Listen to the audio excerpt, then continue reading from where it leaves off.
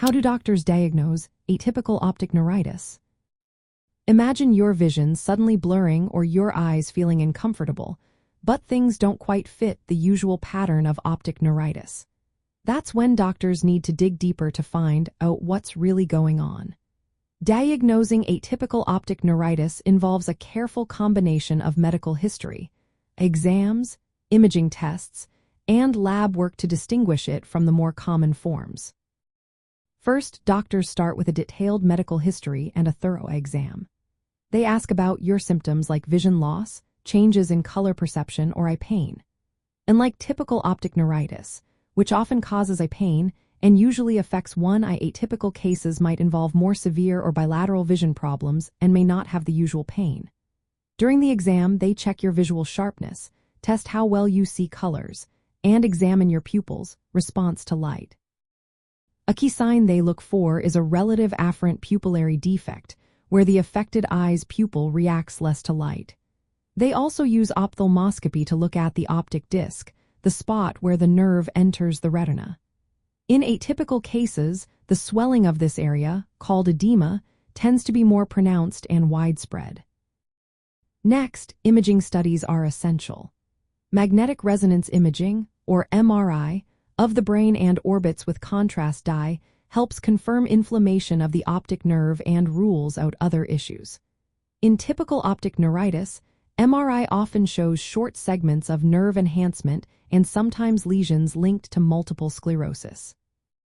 But in atypical cases, the MRI may reveal longer segments of nerve involvement, sometimes affecting the optic chiasm or tracts, or show lesions in parts of the brain not typical for multiple sclerosis.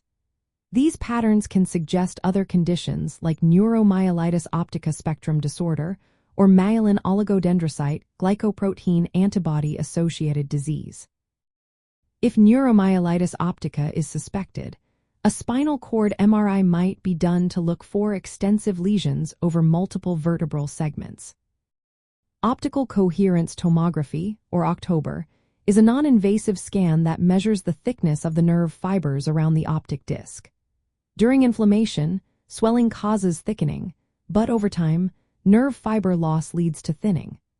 OCT helps doctors see the extent of damage and can differentiate between subtypes of atypical optic neuritis by showing specific patterns of nerve loss.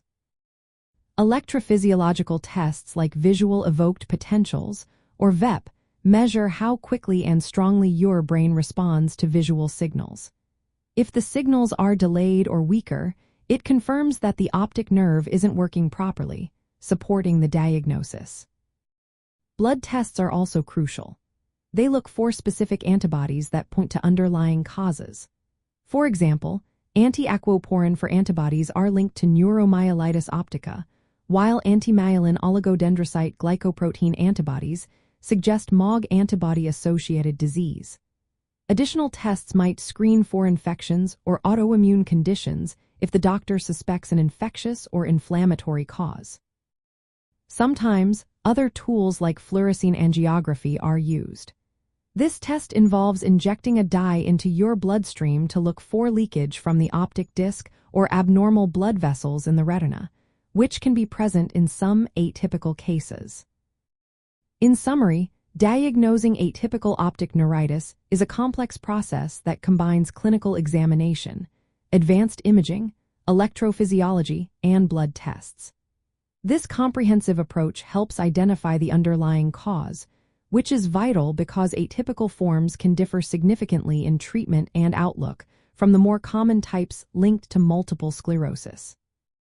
Always remember, if you experience any sudden changes in vision or eye discomfort, consulting a healthcare professional promptly is the best step to ensure accurate diagnosis and appropriate care.